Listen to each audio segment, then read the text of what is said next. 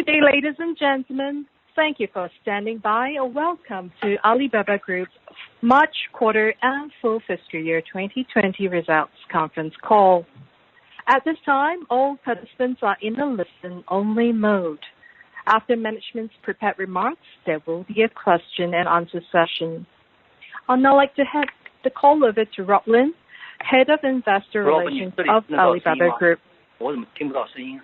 Please go ahead. 听得到，我们听到你，你听到我们吗？外面的声音还没进来是吧？还没有，外面还没有。OK， 没关系。那马上开始。好Hi, operator. Can you hear me? Please go ahead.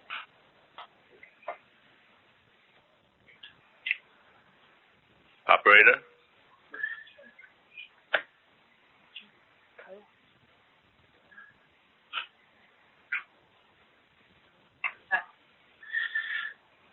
Okay.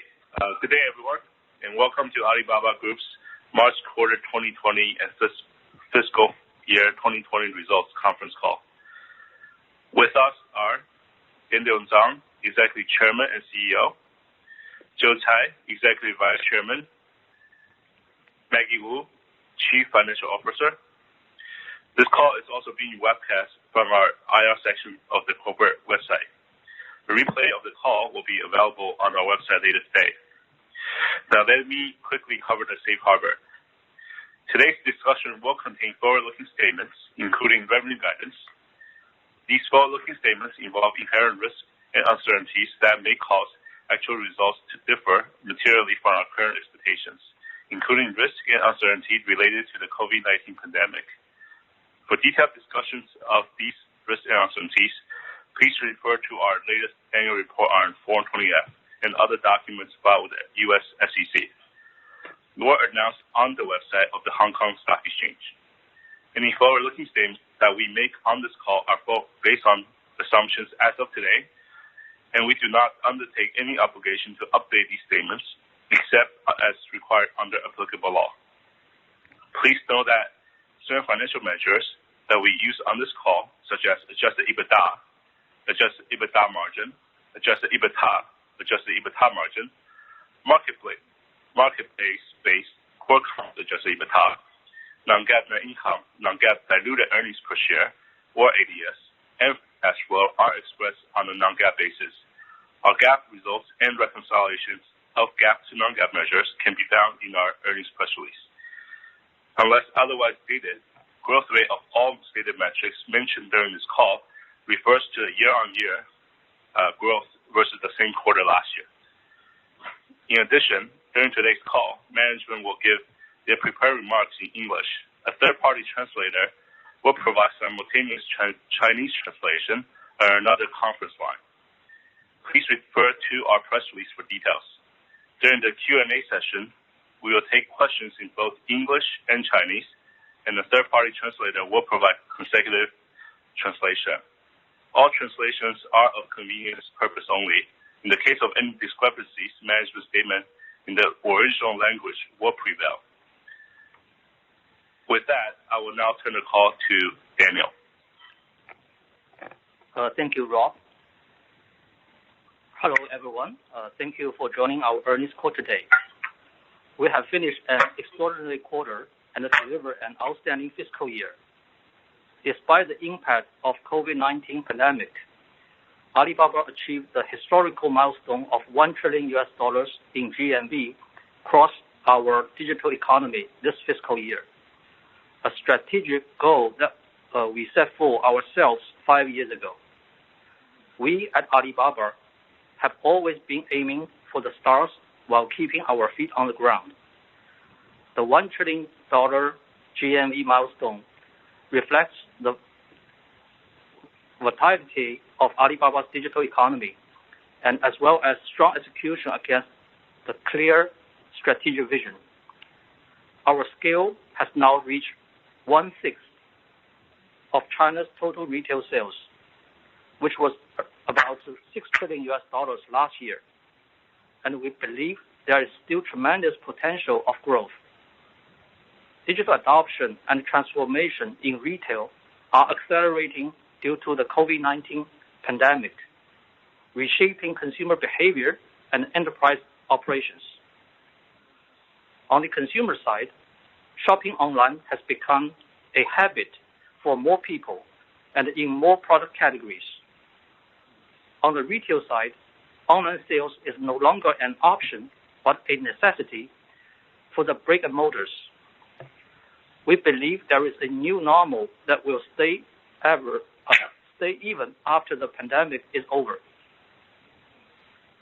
I would like to review the past quarter's performance in the context of the impact and recovery from the COVID-19 pandemic.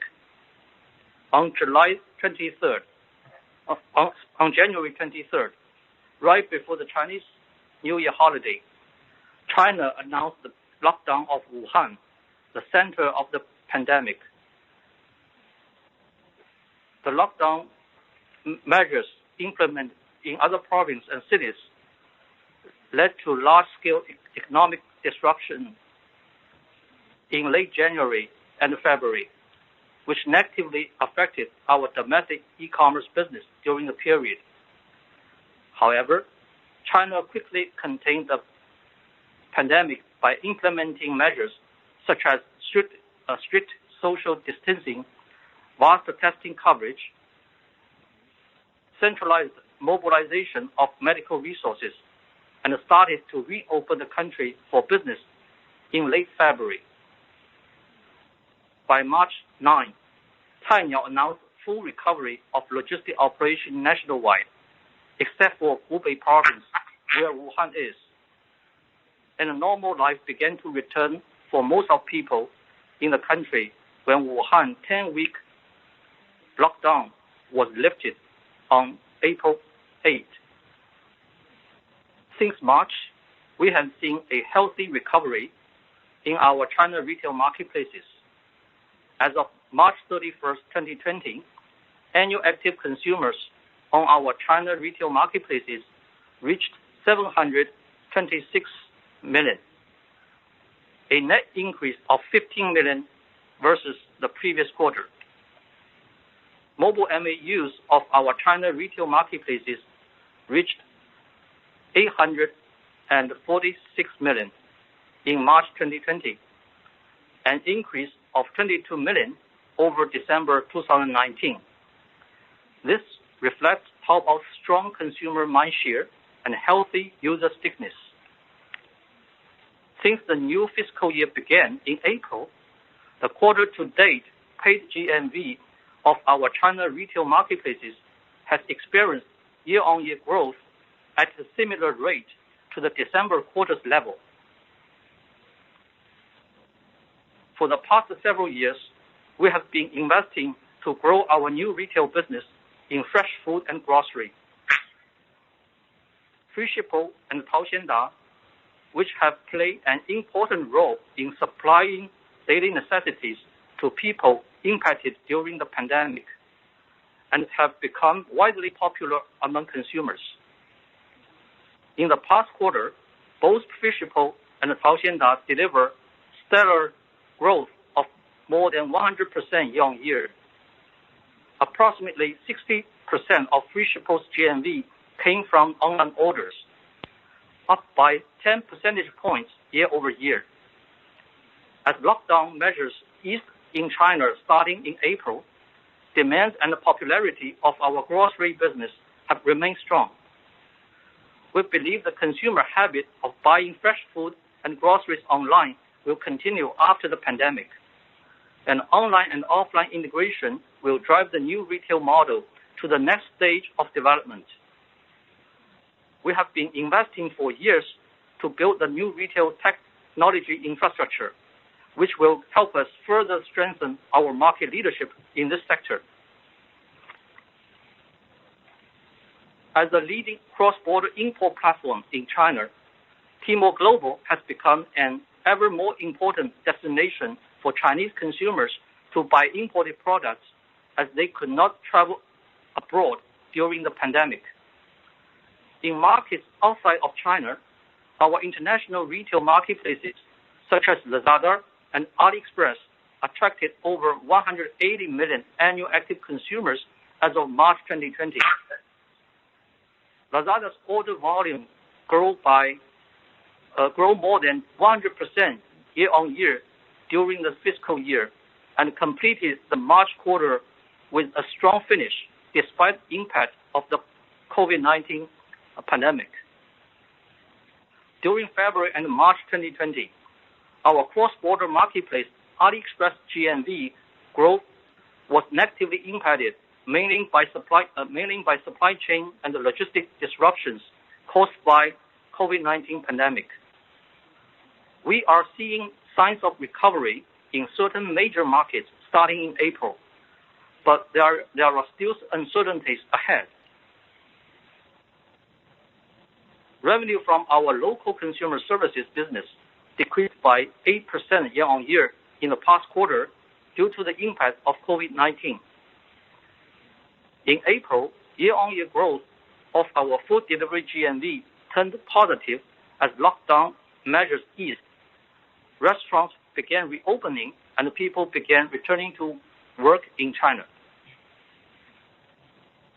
Alibaba Cloud continued its rapid growth in the past fiscal year, with revenue reaching 40 billion RMB, an increase of 62% year-on-year. During pandemic, our public cloud business grew rapidly, driven by increased consumption of video content as well as wide adoption of remote working and learning. Our cloud computing infrastructure and big data business have also played a key role in enabling business to quickly resume operation and production. We believe the pandemic will further accelerate digital transformation of enterprises. All industries, including public sectors, will choose to move their technology infrastructure to the cloud. DingTalk, our digital collaboration platform for enterprises, played a key role during the pandemic. Millions more enterprises and users in China are now using DingTalk to stay connected and work remotely. DingTalk also made significant penetration in the education sector as schools adopt the platform for their teachers and students. In March 2020, DingTalk conducted an average of over 1 million active classroom sections on each school day. DingTalk's number of daily average active consumers during working day grew significantly to 155 million in March. As offices and schools reopen in China, DingTalk's number of active users came down from the peak level, but still maintained at more than 100 million DAU. In the past quarter, our digital media and entertainment business delivered healthy growth in paying subscribers and user time spent, as users' consumption of video content increased significantly during the pandemic. Youku will continue its focus on production and distribution of original and exclusive content while ensuring cost efficiencies and return on investment. During the past quarter, we leveraged our platform technology and other resources across the Alibaba ecosystem to support populations impacted by COVID-19 pandemic within China and around the world. We also implemented a comprehensive set of financial and business support measures to help alleviate the near-term challenge faced by our business customers and partners. As of March 31st, 2020, Alibaba, together with Ant Financial, have contributed approximately 3.4 billion RMB in value in the form of donations, subsidies, and tax support. To name a few examples, we waived fees, reduced commissions, and offered logistics subsidies to our merchants. We worked with Ant Financial and other partners to advance working capital funds to our merchants to provide liquidity and to facilitate one-year loans with preferential interest rates. We used the 1 billion RMB special fund, we established in January to procure medical and related supplies for parts of China affected by pandemic. Our logistics subsidiary, Cainiao, offered free delivery of medical supplies to destinations around the world through its extensive global logistics network. Our self-operated fresh food and grocery chain Freshippo committed to more than 200 remaining open for business, even during a period when lockdown measures were in effect. Freshippo also worked with its supply chain to keep our commitment to not raising prices, as well as maintaining adequate stock on the shelves. We made available AI technology to over 550 hospitals in China to help improving the speed and efficiency of their COVID-19 diagnosis during CT lung scans. The Alibaba Foundation, through combined efforts with Jack Ma Foundation and the Zhou and Clara Tai Foundation, donated over 200 million units of personal protective equipment, testing kits, and ventilators to over 150 countries and regions. In April 2020, we further announced the 2020 Spring Thunder initiative, which aims to help export-oriented SMEs explore opportunities in the China domestic market through our China retail marketplaces and expand into new markets through our international wholesale and retail marketplaces such as Alibaba.com and AliExpress to develop digitalized manufacturing clusters to accelerate the digital transformation of China's agricultural sector and alleviate financing challenges faced by SMEs by working with Ant Financial and its partners.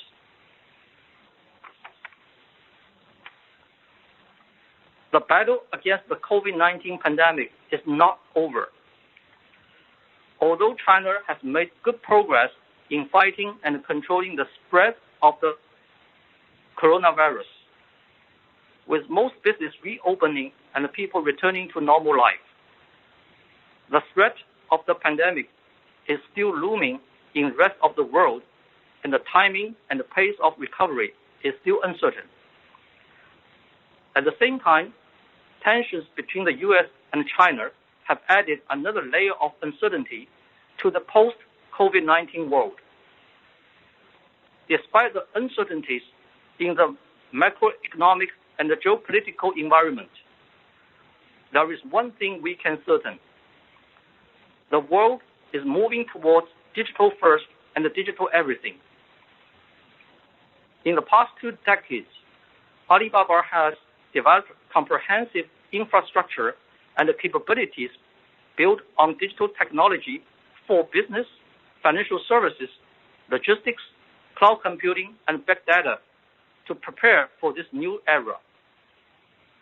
We believe our infrastructure and capabilities will play an important role in enabling all industries to embrace digital transformation and customers to embrace a digital lifestyle. In addition, we aim to empower SMEs around the world, including those in America, to access the Chinese and other global consumer markets and create new jobs. This is a hard work that Alibaba must undertake to fulfill our vision to make it easy to do business anywhere. And it is also the fundamental assurance for our sustainable growth in the future. Now, I will turn it over to Maggie, who will walk you through the details of our financial results. Thank you, Meg. Thank you, everyone, for joining us. I'd like to start my prepared remarks by addressing COVID-19's impact on our financials and recent trends. Back in February, given the potential uncertainties of COVID-19 pandemic, we guided the market that our overall revenue growth rate would be negatively impacted for the March quarter, and that some of the businesses such as China retail marketplaces and local consumer services might show negative revenue growth. I'm pleased to report we delivered better than expected March quarter results. The government took effective measures to limit the spread of the virus through lockdowns, social distancing measures, and travel restrictions. With the virus spread under control in China, these restrictions started to ease in early March, and this led to a recovery of supply chain and logistic delivery capacity. This in turn enabled a quick recovery for our China retail marketplaces and improving fundamentals for local consumer service businesses. For our China retail marketplaces, Tmall online physical goods GMV, this is the paid GMV, grew 10% in the March quarter. Although only 10% growth, we did see robust demand of FMCG and consumer electronics categories as home-bound consumers cooked at home and upgraded home appliance and 3C products. These two categories combined grew 25% on our Tmall platform. On the other hand, discretionary product categories such as apparel and accessories, home furnishing, and auto parts experienced negative growth. Starting in April, Tmall online physical goods GMV saw strong growth, strong recovery, and has continued to further improve in May. Local consumer services recorded 8% decline in revenue this quarter, reflecting mass closures of restaurants and local merchants. However, social distancing measures also led to increased demand for groceries and other daily necessities. Starting in April, GMV growth of food delivery businesses turned positive as lockdown measures eased. Restaurants began reopening and people began returning to work in China. For our international commerce business, which represents around 7% of total revenue in fiscal 2020, the timing and pace of a recovery is still uncertain, as demand in countries outside China may be further impacted by COVID-19. So let's take a look at the March quarter financial highlights. Our total revenue was 114 billion RMB, grew by 22% year-over-year. The increase was mainly driven by growth of China commerce retail business, especially new retail businesses in grocery category and cloud computing. We continue to be successful at expanding product offerings on our platform that cater to the needs of different consumer segments. The decrease of non-GAAP free cash flow was due to a one-off of AliExpress payment service restructuring. So we had a full disclosure in our earnings release. This is mainly due to the overseas regulation requirement change, and that AliExpress began the process of a restructure so that it no longer holds the consumer funds before they're released to the merchants. If we take that impact out, our non-GAAP free cash flow would have been over 2 billion RMB. Let's take a look at the revenue in details. China commerce retail grew 21%. Customer management revenue grew 3%. The growth of customer management revenue was primarily due to the increase in revenue from recommendation fees and Taobao Live, these new revenue streams, partially offset by a decrease in volume of paid clicks and average unit price per click. These are the paid click and the PPC I'm talking about is for the search business, P4P. So this is impacted because this COVID-19. Commission revenue decreased 2%, primarily due to effects of the COVID-19 impact.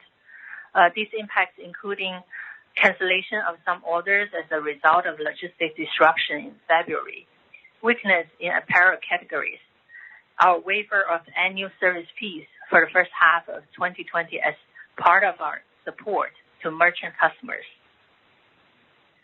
International retail revenue grew 8% to 5.4 billion RMB. The increase is primarily due to the growth of Lazada and Trendyol, and partially offset by the exclusion of revenue from AliExpress Russia, which was no longer consolidated since October 2019. So we had a JV in Russia right now. China revenue reached 5 billion RMB, growing at 28% year-on-year. This was primarily due to the increase in the volume of orders fulfilled from our fast-growing cross-border and international commerce retail businesses. And our local consumer service experienced a negative growth this quarter I just talked about. So for Ali Cloud, it's still growing strongly at 58%. And let's take a look at the March quarter cost trends.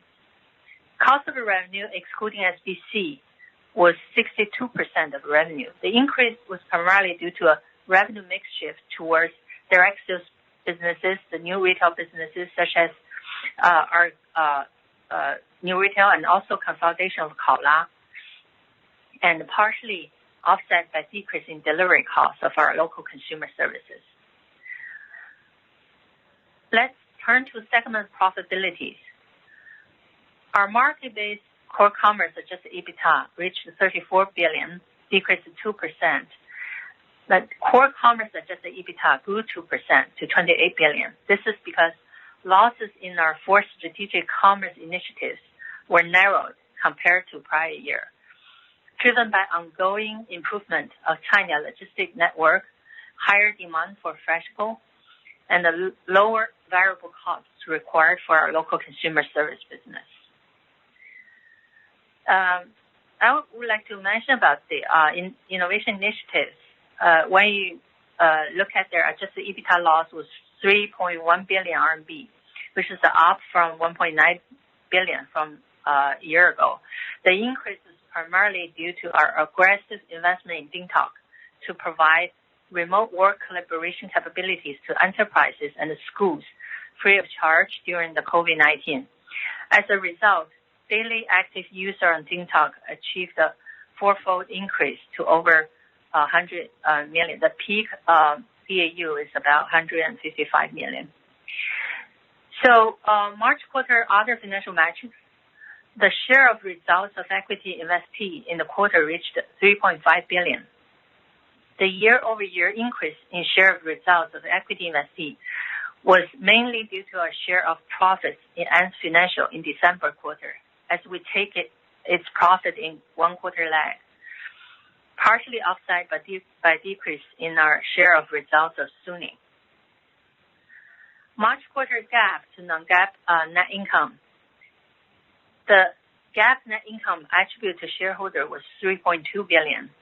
The year-over-year decrease was primarily due to net loss in investment income, mainly reflecting decreases in the market prices of our equity investments in publicly traded companies compared to net gain recorded in the same quarter of 2019.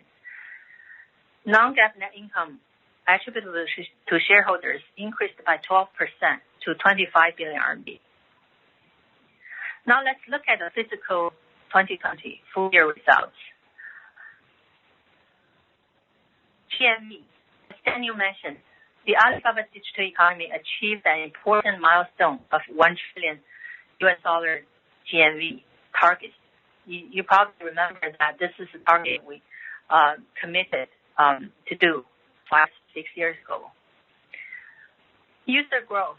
Annual active consumers in China reached 780 million, including 726 million are China retail marketplaces.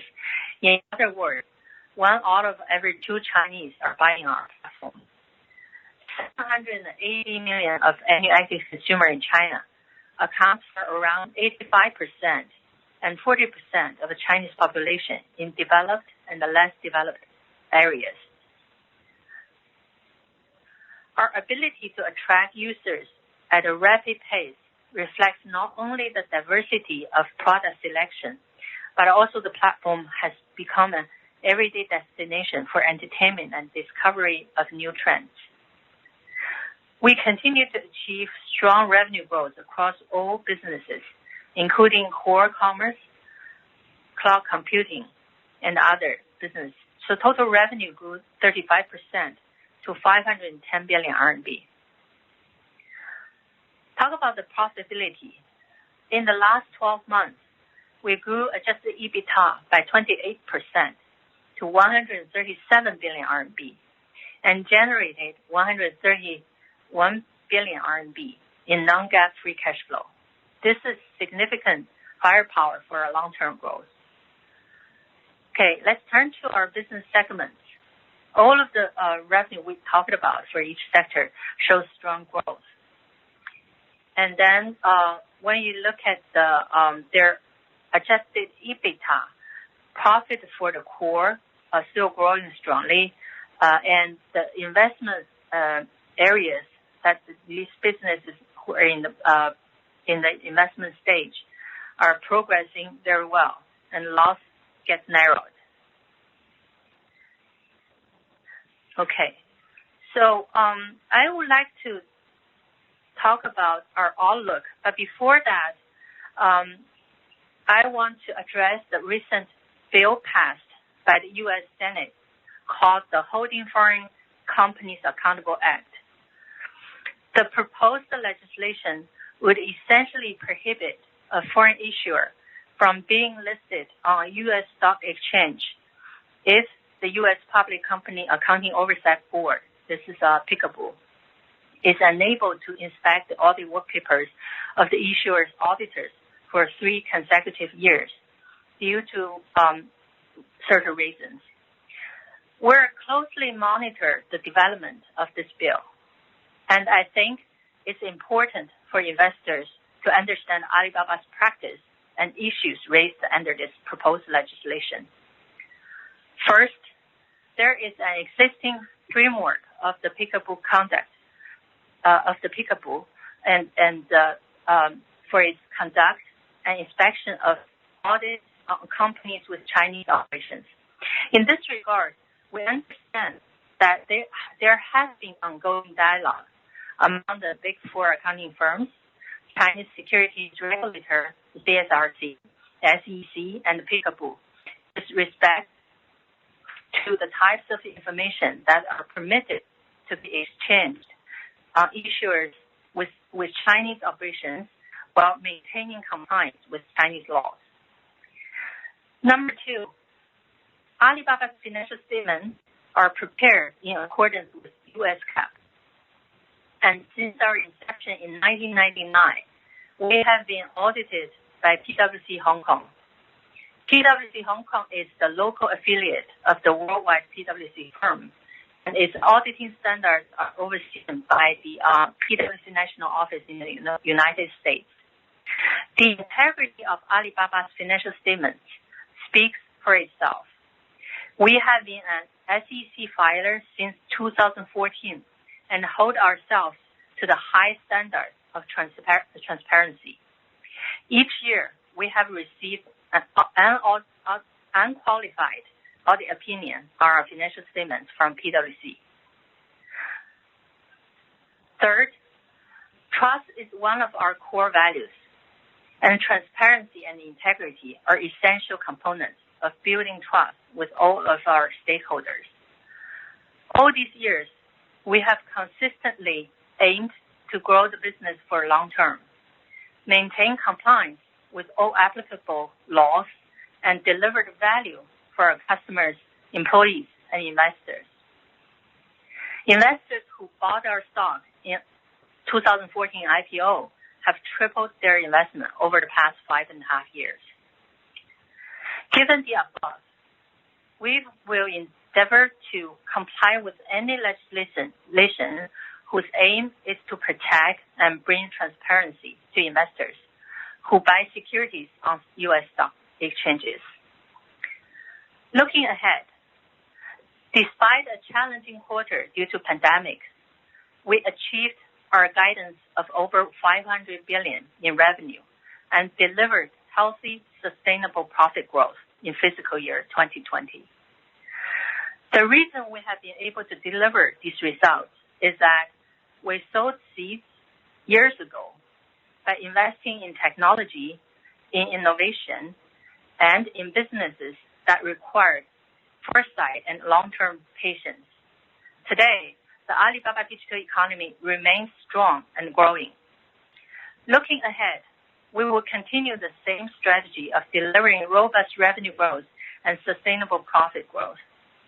Although it is difficult to predict the uncertainty of global economic and geopolitical developments, based on our current view of Chinese domestic consumption and enterprise digitization, we expect to generate over 650 billion RMB in total revenue in fiscal year 2021. We believe a commitment to invest and deepen our value proposition to customers, thereby ensuring robust revenue and profit growth. That concludes our prepared remarks. Let's open for Q&A. Thank you. Thank you, Maggie. Hi, everyone. So for today's call, you are welcome to ask questions in Chinese or English. A third-party translator will provide consecutive interpretation for the Q&A session. And our manager will address your questions in the language you asked. Please know that the translation is for convenience purpose only. In the case of any discrepancies, our manager's statement in the original language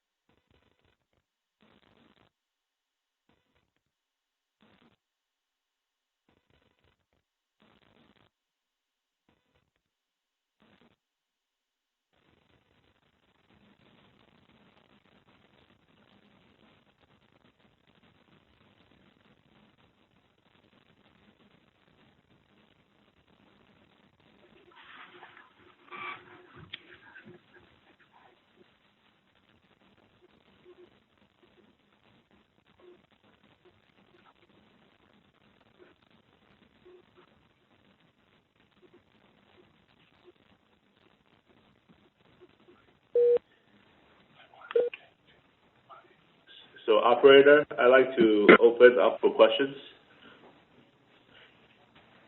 Thank you. Ladies and gentlemen, we will now begin the question and answer session. Operator? If you wish to ask a question, please press star 1 on your telephone and wait for your name to be announced.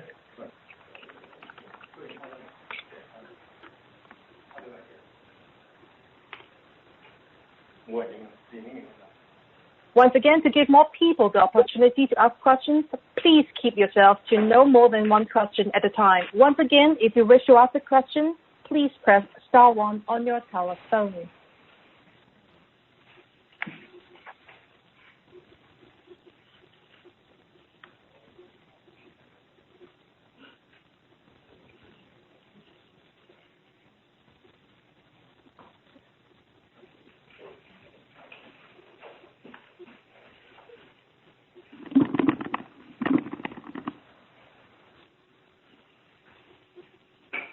Your first question comes from the line of Binnie Wong from HSBC. Please ask your question. Daniel, Maggie, Rob, 谢谢接受我的提问。想请教一下，就是我们这个就是在低端城市的 strategy， 就是想，因为我们看到就是淘宝最近就上个礼拜也发布了，就是说我们有升级的版本，然后呢里面有一些就比如说有一些新的就是你们的一些策略啊，然后就是比如说一些对商家的一些支持、一些扶持，然后就是有带货达人啊这些就是低端的一个 penetration， 然后我也看到呢，就是这个 press release 呢，我们的那个new customer from lower tier 还是继续很强劲到 70% 多。那想请教一下管理层，就是新的一年我们在低端的一些策略谢谢。Thank you, Daniel, Maggie, and Rob. My question is regarding your strategy in lower tier cities. I know that last week you issued a new release, a new patch release for Taobao, providing new support for merchants. as well as other new features, and 70% of the uptake for that new patch release has in fact been from the lower tier cities. So can you please speak to us about your strategy going forward for the lower tier cities? 好的，我回答一下这个问题啊，就是今天以淘宝的这个体量，我们中国的零售平台，其实我们这个7亿这个2000多万的这个 AAC 用户当中，其实覆盖了这个应该说是最广泛的人群啊，从最高端到最低端都有啊。去年我们整个的中国零售市场的增长的这个7000多万的用户当中，有70%是来自于低端的市场。Thank you, and I will take that question. Given the size and the scale of Taobao as a retail platform and where it's at today, 700 million, the fact is that we've penetrated all segments of the market from the high end down to the low, and the increase in the user base over the past year, 70 million, 70% of that came from the lower tier cities. 对，所以现在我们对于这些来自于低端城市的用户啊，我们其实给他提供多样化的服务啊，包括我们现在在淘宝的主客户端上啊，有我们的这个很多的 value for money 的这些供给啊，同时我们也有很多直播啊，很多的多样化的一些用户互动的平台来服务这些这个低端城市的用户，特别是性价比的用户啊。同时我们大家也已经看到了，我们也推出了新的淘宝特价版啊，能够针对这些低端城市的用户，能够为他们提供一个更简洁的一个完全性价比的平台啊，所以我们是一个综合的立体的一个策略。Thank you. So what we're doing in the lower tier cities is deploying a more diverse and broad range of different services, including on Taobao with more value for money offerings, as well as live streaming and other kinds of engagement that are targeted for those users, especially those who are looking for good value for money. And as you've noted, we have a new special price edition of Taobao, which is targeted for those users in lower tier cities with a focus on giving them value for money offerings. 同时我们也看到在这个低端市场上，我们还有进一步的这个用户增长的潜力啊，因为现在我们看中国市场的 AAC 这个 7.8 亿的 AAC 当中，这个来自于这个低端城市和甚至农村的，现在是这个覆盖了45%的这样地区的人群，但是我们看到还有很多的人群我们还可以进一步覆盖啊，所以我们跟支付宝一起会这个进一步的再通过这个把他们首先数字化来进一步把他们变成消费者啊，这是我们的一个阿里巴巴数字经济体的一个一体化的策略。At the same time, we see significant potential for further growing our user base. The current figure for annual active consumers, 780 million, represents only 45% penetration of the population in lower tier cities and in the rural areas of China. So there still is lots of room to grow in those regions, and we intend to do so together with Alipay in driving a digitalization strategy in those areas that will convert people into consumers.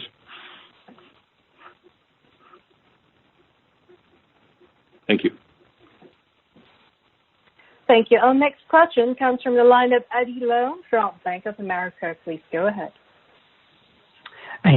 管理团队，你们好，谢谢。有一个问题是关于怎么看这个带货直播对行业的一些长期的影响。如果我们看见一些商家都需要给一些费用中间的一些 KOL 或是一些名人，这个会不会影响所有的一些 e-commerce 的一些平台一个盈利率呢？谢谢。Thank you. My question is regarding the long-term impact of live streaming on the industry, and in particular celebrity host and KOL live streaming. The question is, if merchants need to pay these celebrities, these KOLs, will that impact on the profitability of platforms going forward? 谢谢Eddie，这个是个很好的问题啊。其实现在我们看到这个直播带货已经成为一种重要的一种新的销售方式现在这个越来越多的这个达人，包括一些名人，现在也开始进入到这个领域。那么这个本质上从零售这个来看，它本质上是一种销售方式这个无论是达人还是名人，最终是扮演一个这个销售员、推广员的一个角色他赚一个销售佣金。Thank you, and that's a really good question. What we're seeing really is the emergence of live streaming as a new kind of sales methodology or a new kind of sales channel. With the emergence of these KOLs and celebrity influencers online, the role that they're really playing in the context of retail is sales. They're serving as salespeople, and they make money by way of a sales commission.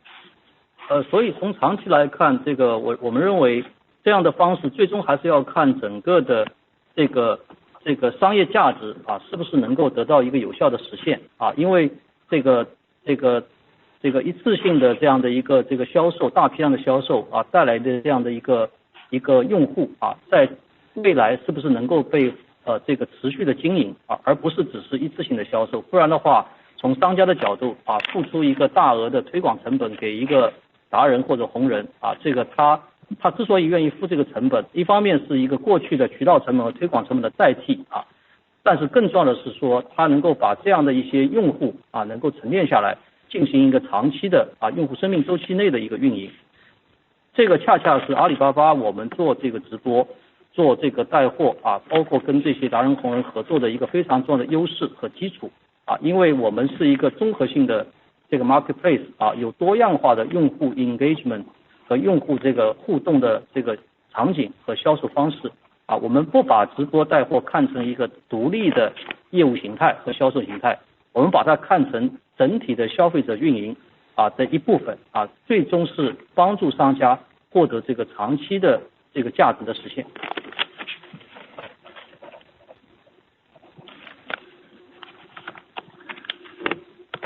In the long term, how this trend will play out, I think, really comes down to whether the intrinsic commercial value in terms of having online influencers and KOLs do live streaming be fully captured in an efficient and effective way. If you have a one-off sales event with a celebrity influencer, you get a user to make a one-off purchase, fine. But the question is, can you then keep that user in the long term and continue to market to them and get the full value out of that relationship? So, I think it's important if you're paying money to these online influencers or celebrities, that you're in part, that's about supplanting existing channel costs and saving costs there. But more importantly, it's about getting the new consumer into your ecosystem so that they can become a long-term consumer. And this is critical to Alibaba because we are a diversified ecosystem with multiple channels and formats for engaging consumers. So that's precisely what we're looking at doing with these kinds of live streaming approaches. It's just one part of an overall integrated approach through which we hope to develop those long-term relationships and create long-term value.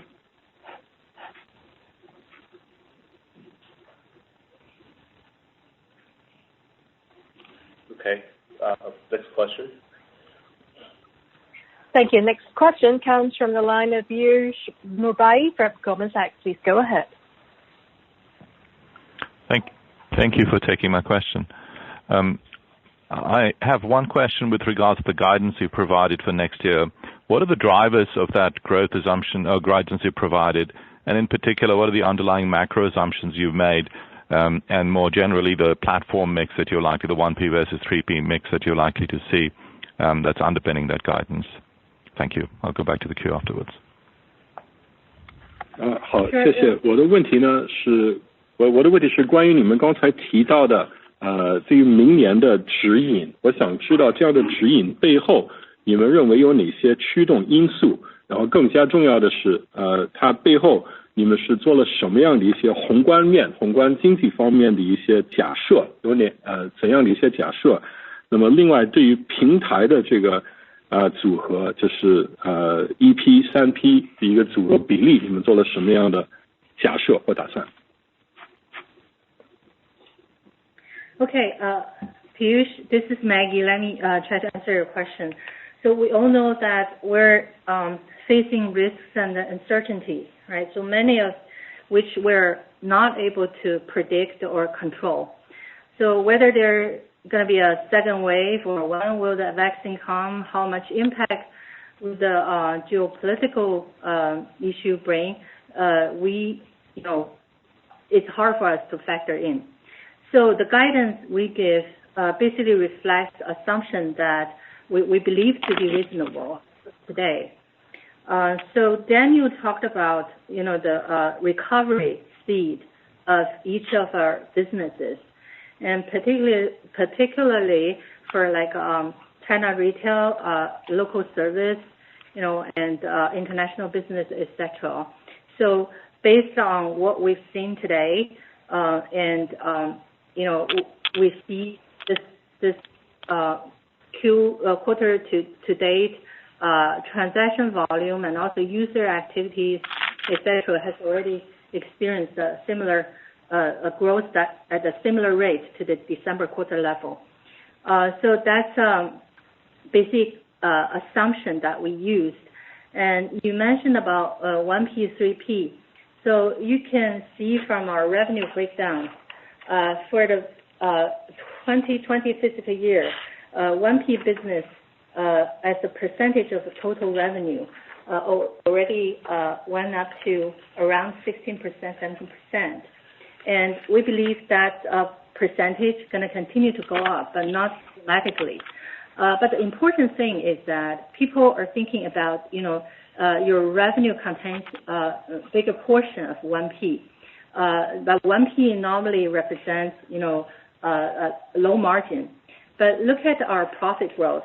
I think this is another point I want to make is that we are a group that has such a, strong growth for the core and also has a multiple engine, not only Taobao, Tmall, China retail marketplace, but also cloud, new retail, local services, logistics, right? So strong revenue growth brings in, the powder for us to invest in those strategically important areas. And these investment areas, they're doing better and better, which reflects into our profit growth. Sorry, interpreter, I gave a long answer. 好，谢谢。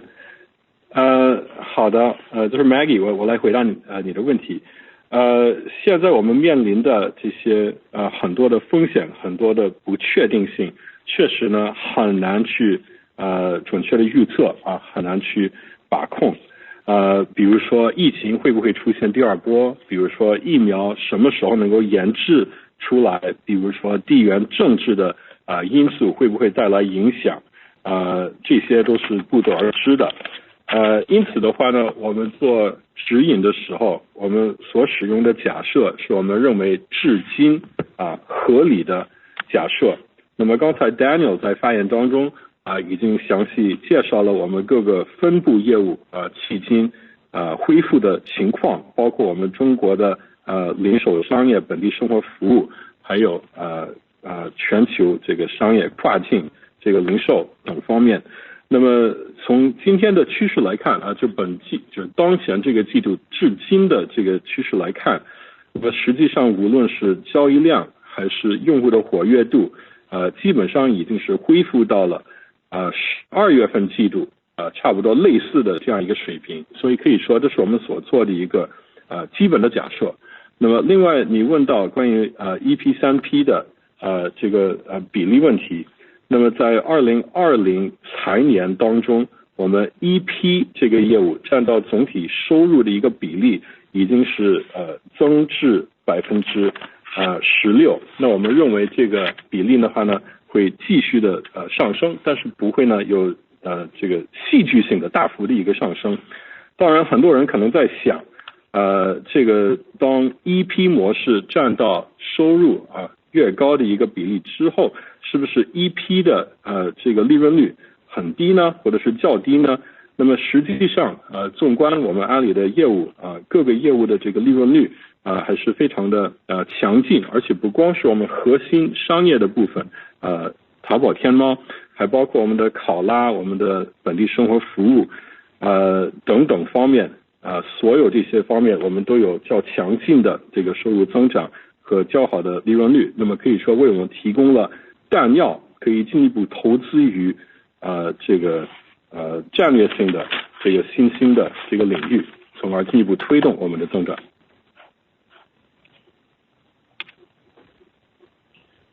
Next question, please. Thank you. Next question comes from the line of Alex Yao from JP Morgan. Please go ahead. 谢谢管理层啊，我是 Alex 那个刚才的谈话中咱们有聊到一季度的广告收入，因为有这个推荐信息流广告的支撑，所以表现的还可以。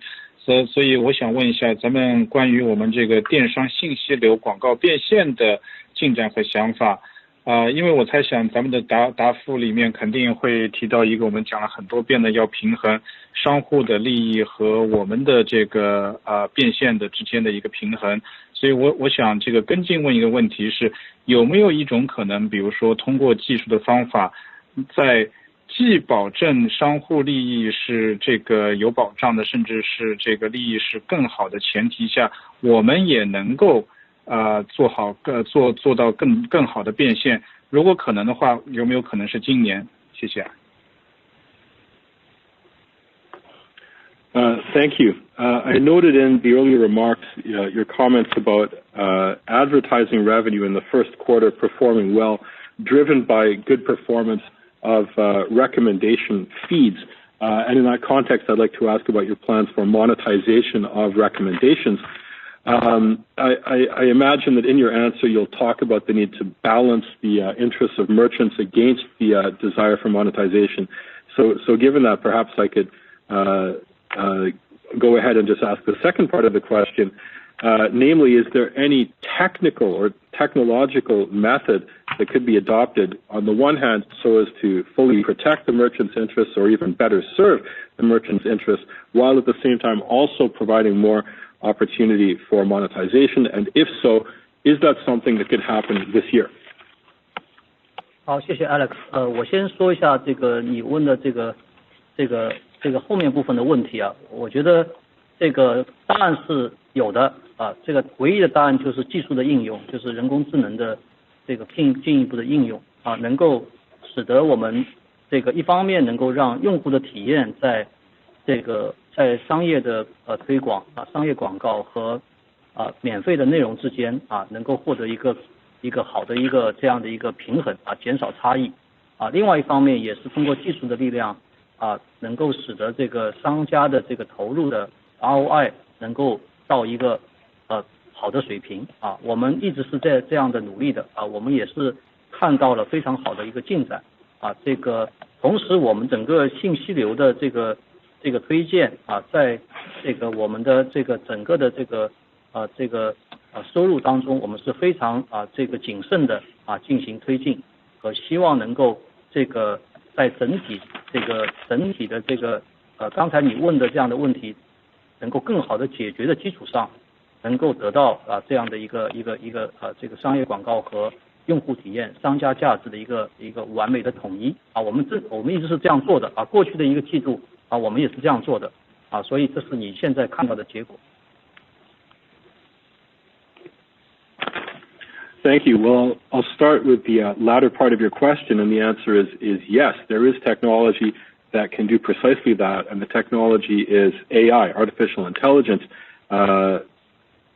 which can be applied, and we are already working on applying it in a way that can ensure a good user experience in terms of balancing advertised content versus free content for users, and also leveraging that technology for merchants to drive better return on their investment.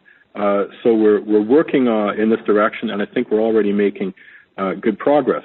So in general, we are moving forward cautiously in working on growing revenues from recommendation feeds, and it is our hope that we can find ever better ways to do precisely what you mentioned in your question, namely finding the best possible balance, leveraging on technology between user experience and creating value for merchants.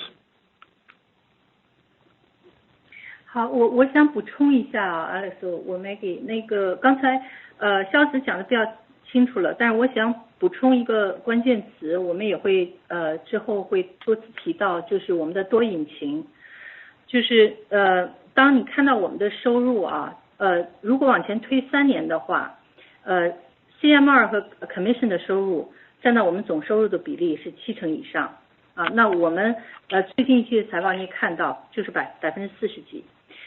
所以我们之前的战略投资其实已经培养出一批这个收入增长非常快的这些业务啊，这是第一点。然后第二点呢，这个就是在CMR Commission 这里面，其实我们也是多引擎，就是之前呢搜索 P4P 如果再往前看3年，其实它的这个占整个这个CMR 的比例是90%以上，基本上我们都是直通车嘛。那现在呢，其实它已经下降了20%以上，就是说它现在你看这个占比的话，它其实只是七成多。所以意味着实际上我们还有很多其他的收入来源正在成长。那这里边当然包括recommendation fees 这一类的。当然除了它，我们看到了就是直播也好，闲鱼也好，对吧？就是我们特秀也好，品搜也好，有很多的这个新兴的这个 revenue stream。第三呢，我想讲就是说 recommendation fees， 因为我们之前的这个 investor day 上也讲过，这个我们会比较谨慎的这个来 monetize。但其实现在看起来呢，它进展也非常好 ，conversion 啊这些都在健康的进展着。那我们几年前这一块的收入只占到我们整个的这个CMR 收入的个位数，现在呢我们已经看到它是 10%大概就是10%几的这样一个占比已经上来了，也不是那么吃力，我们会把握好这个几个方面的利益啊。Thank you. I'd just like to add a couple of points on top of Daniel's already very clear answer. And the keyword I'd like to add in is multi-engine approach. So if you look at our revenue over this 3-year period, revenue from CMR and commissions accounted for 70% compared against 40%. And what this means is that our strategic investments are starting to produce new channels of revenue, new sources of revenue. So you can see this in our figures over the 3-year period for CMR as well, 90%, and that's down now by 20% to about 70%. So you have all of these different new revenue areas that can be tapped into, including recommendations that we've talked about, but also live streaming, also Xianyu, and many other new sources of revenue. So thirdly, and in conclusion, going forward, yes, we will continue to, as we said on Investor Day, to take a prudent approach in moving forward with monetization.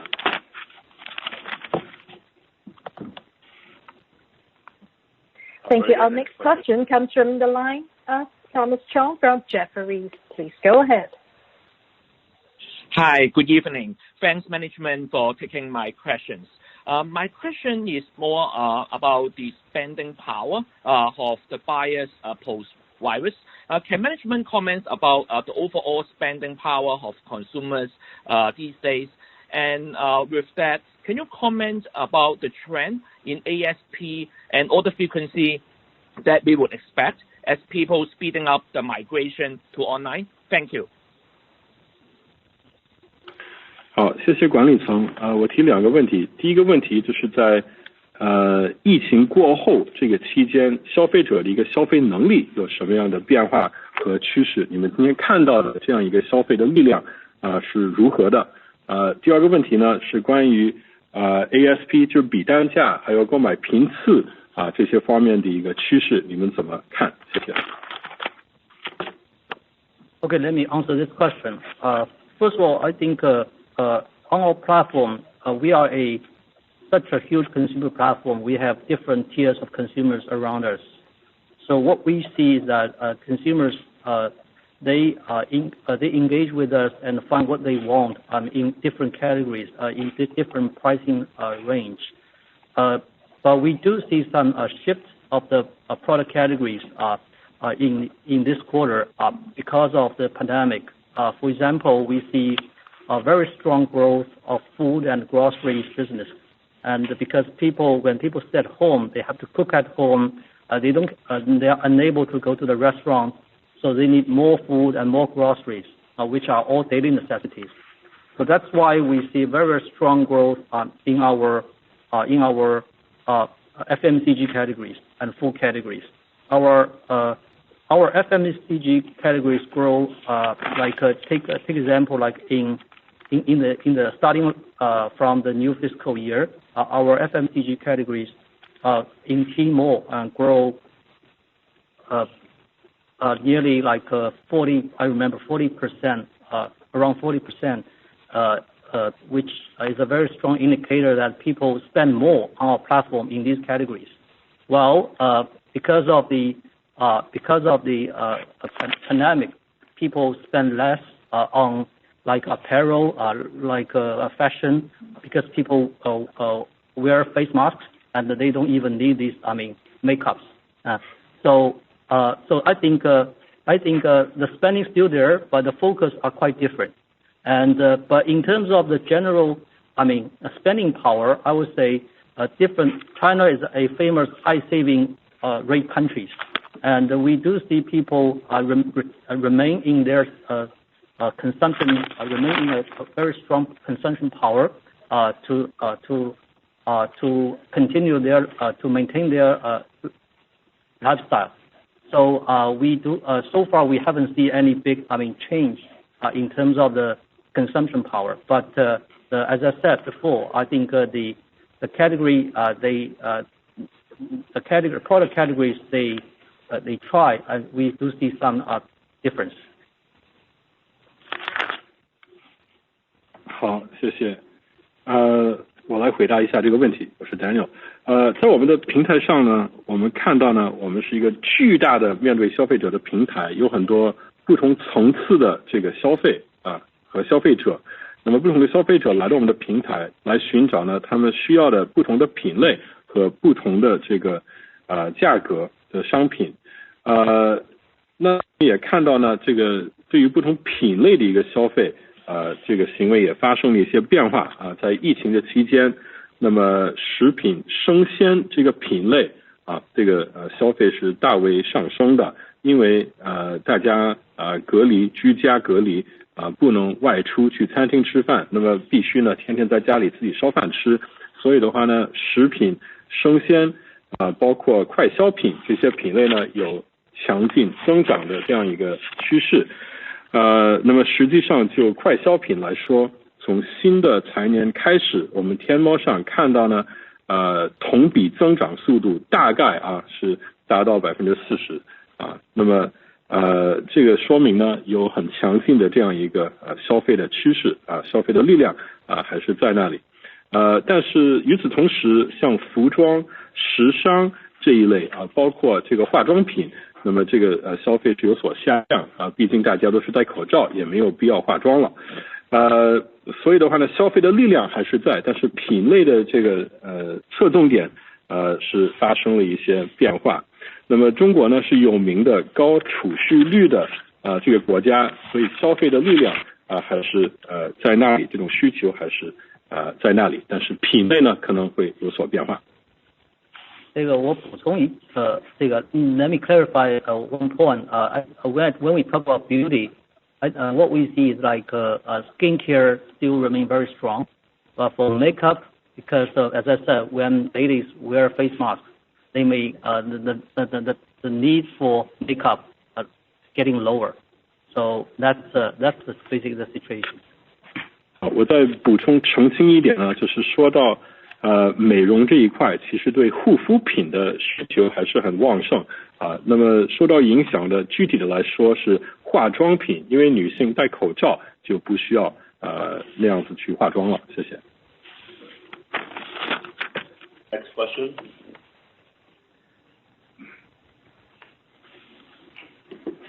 Operator, next question.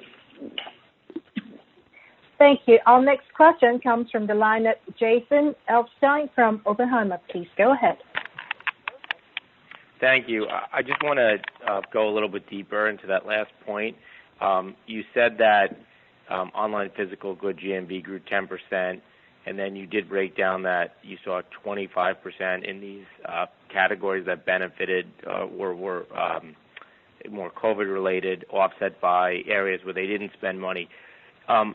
What do you think is a kind of more reflective of the consumer health? Is it that 10% number, or really is it that kind of 25%, and consumers have the ability right now to spend more, they're just not because they don't need the items, consistent to what you talked about, not needing makeup if you're wearing a mask, for example?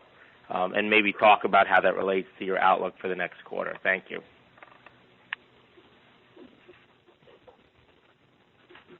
好，谢谢。我想进一步追问同样的这个话题，因为你们报告说线上实物商品的这个交易额是增加10%，那么就是受到疫情的所谓有利影响的这些品类，它可能是增长25%，但是的话呢，另外的一些品类，像您刚才说的这个化妆品的话，它是大幅下降，因此抵消了这么一个增长。那么我想知道这两个数字当中，你认为哪个是更能说明未来方向的？是10%这个数字，还是25%？也就是说，今天的情况是不是说人们有钱可以消费得起，但是暂时在疫情期间他不需要做这样的消费，就像你说的戴口罩就无需购买这个化妆品。然后呢，请你把这个回答再去联系一下你们对下一季度的一个展望。Okay, let me answer this question. As we said before, our China retail, our Tmall grow like 10% in the March quarter, and in Tmall we have our FMCGs and consumer electronics. The combined growth rate in March quarter for these categories on Tmall is was about 25%. But if you want to get a big picture of the future development, I think in my remarks I give you a very clear latest indicator, which is like in starting from the new year, the quarter to date. Overall speaking, our China retail marketplace growth rate is similar to those in December quarter. So I think that's basically the big picture of where we are today. But we do all people realize understand that there is still uncertainties about the containing the pandemic. So we will closely monitor the situation, but we strongly believe that the consumption power in China is still very strong, and we will take our advantage in the digital platform to continue our leading position. Next question. 好，谢谢。那么确实刚才讲到3月份季度当中，我们的天猫这个交易额是增加10%，那么其中这个快消品和这个消费电子品这两类加在一起综合来说，在这个3月份季度当中是增长25%左右。但是大家都知道对于未来的这个，就如果想知道未来的一个宏观的一个发展的这么一个大局，我想最好的一个说法就是还是回到我在发言中提到，在新的这个财年，就是本财务季度至今这段时间以来，我们中国的零售市场上它的增长呢，大概是和12月份季度类似。是大体差不多，那么应该说这个是宏观面上这么一个很好的一个指标可以说明情况。当然大家都知道这个疫情后续的发展也是充满不确定性，所以我们会继续紧密关注这个情况的这个变化。但是我想的话呢，这个在中国的消费者他们的消费力量依然还是非常的强大。那么作为一个强大的数字平台，我们会发挥数字的优势，这个运营好，那么来进一步的推动消费的增长。Yeah, let me add one more point, which is like if you look at the past fiscal year, we generate $1 trillion GMV. I mean, in our in Alibaba ecosystem. But if you look at our China retail marketplaces, the GMV we generated last fiscal year is about like 6.5 trillion RMB. And if we look at what happened in the March quarter, I think we should have achieved a higher GMV. I mean, if without this pandemic, obviously. And but we are very confident that in the new year, I think we will achieve another like a net add of like a 1 trillion, at least 1 trillion RMB GMV in our China retail marketplace, which is I think a still very strong number compared to the size of our business in China.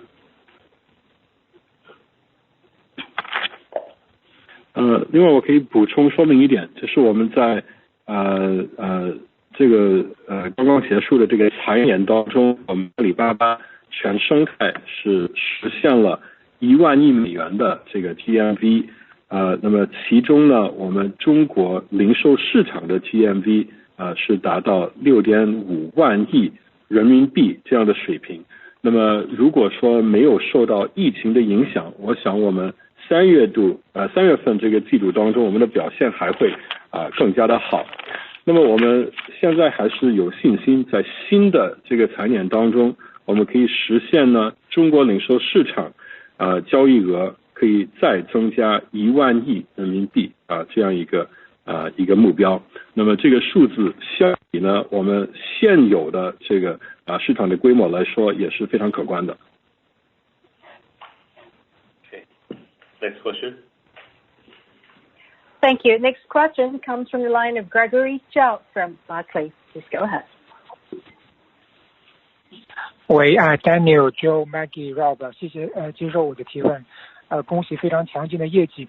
我的问题是关于咱们的云服务的这个业务，就我们看到一些国际上的一些云服务的供应商，比如说微软，比如说谷歌，他们在过去几个季度，即使他们之前的这个收入的基数已经非常大，他们仍然可以做到一些收入的这个比较高速的增长，甚至是加速增长。回头看中国的这个云市场呢，我们看到一个大概的一个趋势呢是，像巴巴和我们的一些这个竞争对手，整个的趋势是有一点点稍微的有一点是减慢的。所以想问一下，您觉得中国市场和这个国际市场上相比咱们有哪些比较有哪些区别？就是说，或者我们现在是有什么短期的瓶颈？在什么情况下我们可以达到一个质的飞跃？我们可以看到我们的云计算的收入，包括我们的这个利润可以达到一个高速的增长。谢谢你。Thank you, and congratulations on the strong performance. My question relates to cloud services.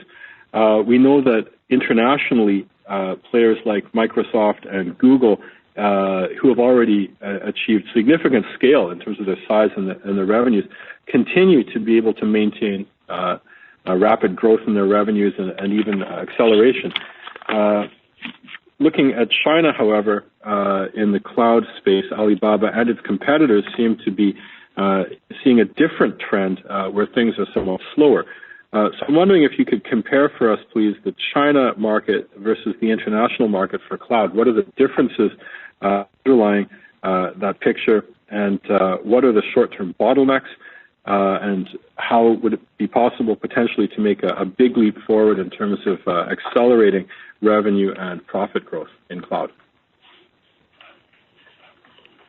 好，我来说一下这个问题第一个呢，其实今天这个过去的一年，阿里云我们这个云智能的服务也站上了一个非常重要的一个 milestone， 就是400亿的一年的收入仍然是以58%的速度在这个 March quarter 在增长这个还是一个这个非常快速的一个增长这个我们不觉得这个增长看到瓶颈或者减慢其实这个我相信云的时代才刚刚开始。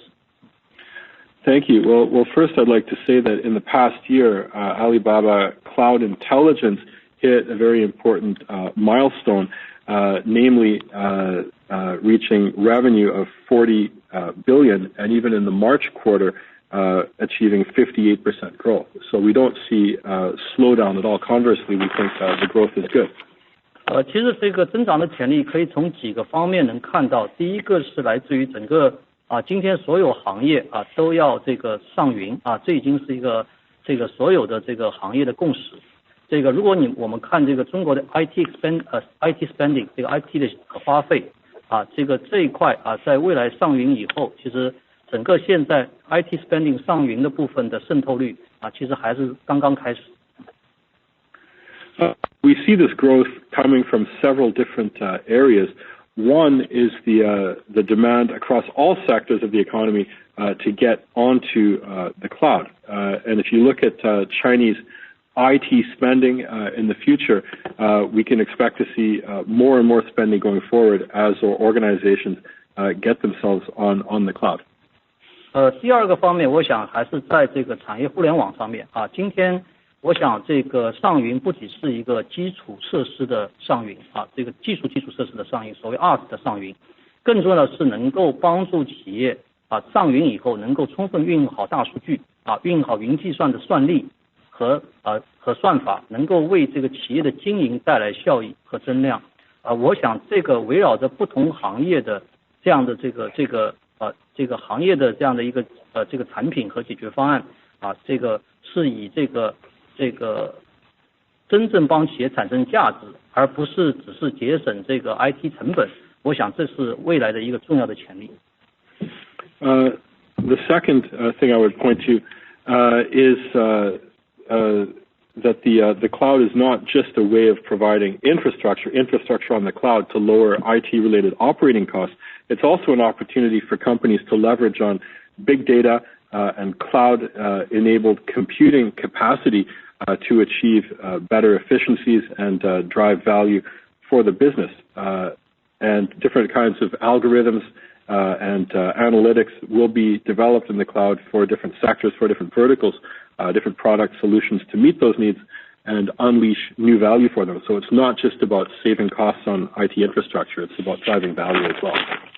所以在阿里巴巴我们把这个 cloud 和 intelligence 是放在一起的我们不说这只是一个 cloud service， 而是说一个 cloud plus intelligence service 这个是我们的这个特色。同时呢，我们也是这个看到这个其实这个云的服务的定义其实业界有不同的定义这个不论是中国还是海外其实如果是只是把一些流量性的产品这个做一个售卖其实是一个转售业务这个而不是真正一个产生增量价值的这样的一个情况。所以阿里我们这个有意识的控制的这样的一个这个整个的低质量的这些服务或者低附加值的服务的这样的一种方式更重要的是追求这个云的产品核心产品的一个这个使用和增长。In Ali, the value proposition that we offer is cloud plus intelligence. So we're not just about providing cloud services. It's a combination of cloud plus intelligence. Now, in different countries, cloud services are defined differently. It's true in China and internationally as well. There are different definitions. But to us, if it's just about shifting traffic onto the cloud to save costs, that's kind of a low value added offering, and that's not really what Alibaba is about. We're looking at focusing on higher value added cloud enabled offerings that can truly create value for clients in different sectors.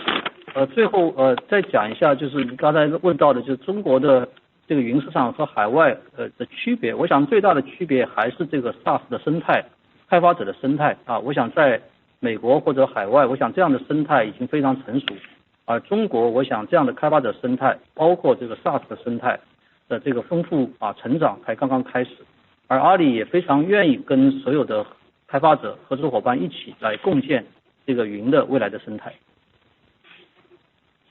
And finally, on your question as to the differences that we see in the Chinese cloud market versus the cloud market overseas, I would say that in the U.S. and in other more developed markets, the SaaS and the whole ecosystem developers are more mature already, whereas in China, that developer ecosystem and SaaS is just starting to get going. And Alibaba very much looks forward to partnering with developers to jointly create a very robust ecosystem in China. Okay. Next question. Thank you. Next question comes from the line of Alicia Yap from Citigroup. Please go ahead. Hi. Good evening, management. Thanks for taking my questions. Congrats on the strong results. My question is on, so if you could give us some colors that on the subsidy measure that you help provide merchants, do you think that is actually more effective through the commission rebate, or merchants actually prefer more free traffic?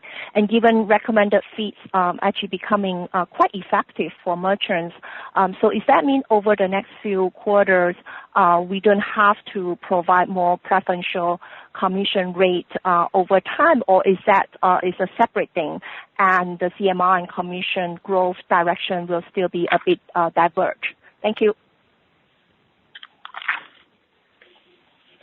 好，谢谢。我这个问题呢是关于你们近期给到商家的辅助补贴措施，想要知道怎么样对商家更有效，是给他这个佣金的回扣更有效呢，还是给他免费流量更加有效？那么下一季度会不会继续给到他们这种无偿的或者是优惠的这个佣金的一个安排？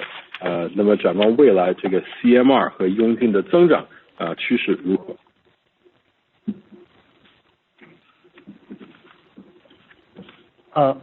？Alicia, let me first answer your question. I think first of all, we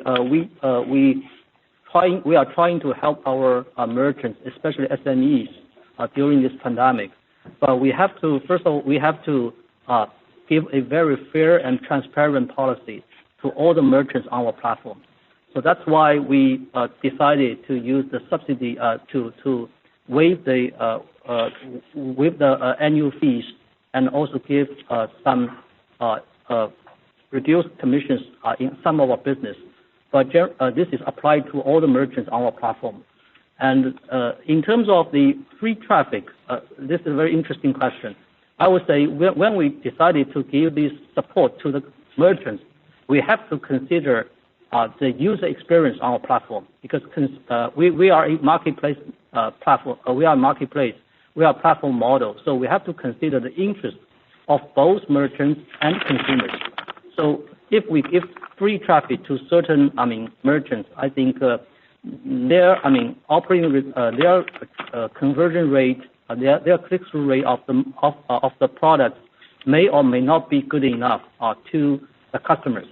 So that's why we don't want to do this one-side effort.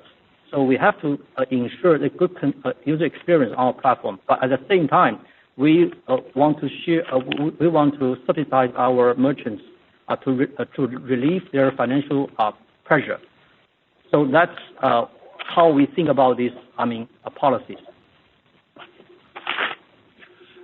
好，谢谢你的问题。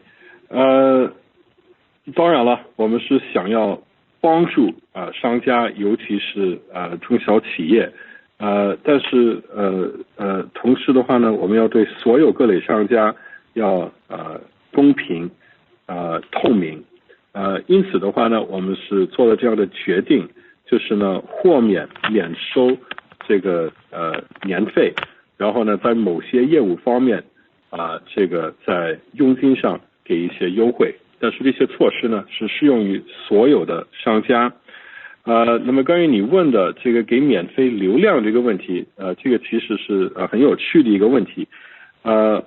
当我们在做研究如何帮助商家的时候，我们其实是考虑到平台上的这个体验，用户的体验，因为我们是一个平台经济，那么我们要保证呢商家的利益和消费者的用户的这个体验，他们的利益都是可以得到平衡的照顾。那么如果说给到商家这种免费的流量，那么它的点击转化率会不会够好够理想这个是很难说的因此的话呢，我们就决定不要采取这种一面倒的这个做法，还是要平衡照顾。因此的话呢，做了这样的一个决定。Yeah, let me just supplement a little bit, Alicia. So for the subsidy and preferential commission rate, these are two separate things. Subsidy, we're talking about like waiving of merchants' annual fee on Tmall platform. That's a support during COVID-19, right? To help them to go through this difficult time. And this preferential commission rate is an ongoing effort that we have this practice all through these years. And talk about the either subsidy or preferential rate. I think our operational philosophy is that we're not a believer of just burning money to grow the GMV. We believe that whatever investment we make, it should be the supporting the sustainable growth rather than just burn and throw away the dollars. So if you look at our profitability, right, this year we're talking about somewhere over 140 billion RMB, and we have like $50 billion cash on our accounts. So they are money to invest, but we are emphasizing on helping merchants in an efficient and effective and sustainable way. Thanks. Operator, one last question. 这是关于这个补贴和优惠的佣金这其实是两个不同的事情。这个补贴的话呢，是今年在疫情爆发这个期间当中，我们是为了帮助商家免收了天猫上的这个年费。那么关于优惠的这个佣金费率，这是一个持续的项目，已经有几年的时间了。那么无论是补贴也好，还是优惠的这个费率也好，那么阿里巴巴并不认同那种烧钱来这个寻求交易额的增长这种做法，我们是不会去做的。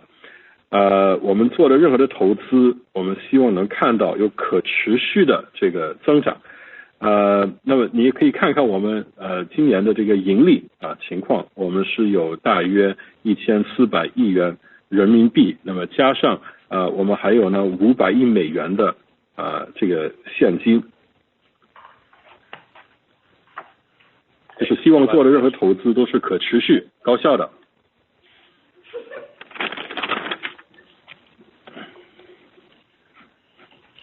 Okay, thank really you. one last. Well, final question comes from the line of Mark Maharney from RBC. Please go ahead. Thank you very much. If you were to talk about the biggest structural changes you think that will occur to your business or to the digital economy because of the COVID-19 crisis, what would you say they are? You highlighted increased shopping for groceries online, but including that, other things, just step back. What do you think are going to be the biggest structural changes, permanent changes in the way that consumers around the world interact digitally because of this crisis? Thank you very much. 好，谢谢。我想问的问题就是说在疫情爆发以后，你认为会给你们的业务或者是说给整个数字经济带来哪些最大的结构性的这个变化？比如说您刚才已经讲了，这个现在消费者习惯于用手机买生鲜，那么除此之外，可不可以讲在大的方面，你认为全球的消费者比较可能长期来讲有哪些结构性的或者是永久性的一些变化？ Okay, I think on top of the new category penetration like in the food and groceries. I think the other very important change is the education and the penetration in the customers who are not, a very, experienced internet user or online shoppers before COVID-19. For example, what we see is that during the pandemic, many elder people, they move to online and buy everyday needs. And so it's not only about the category penetration, it's also about the user penetration. So we do see this change the lifestyle of many people. And the second thing is not about consumption. It's about change the way of working and change the way of education. So that's why in my remarks I said that our DingTalk experienced a very robust growth during the quarter because of they become a very important platform for people, for working people who stay connected and to improve the working efficiencies. And for students and schools, and DingTalk become a very efficient platform for online classroom. So I think this is all about change of the lifestyle, change of the way of working, change of way of education. So this is a very fundamental. These are very fundamental changes. I would say this will stay ever. Even after the pandemic.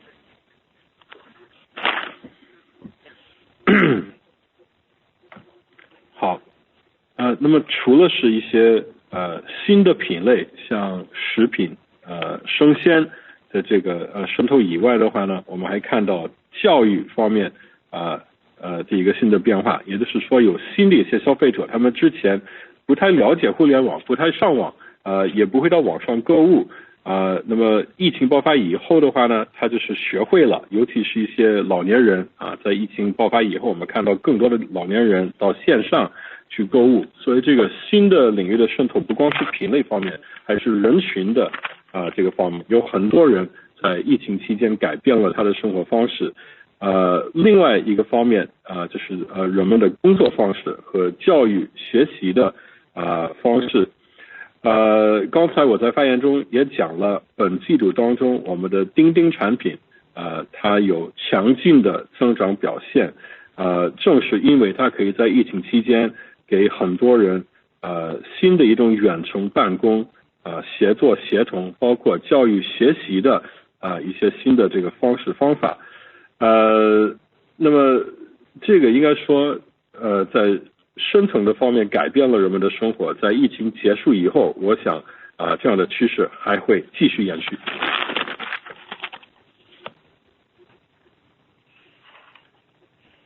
Okay, thanks everyone for joining the call today.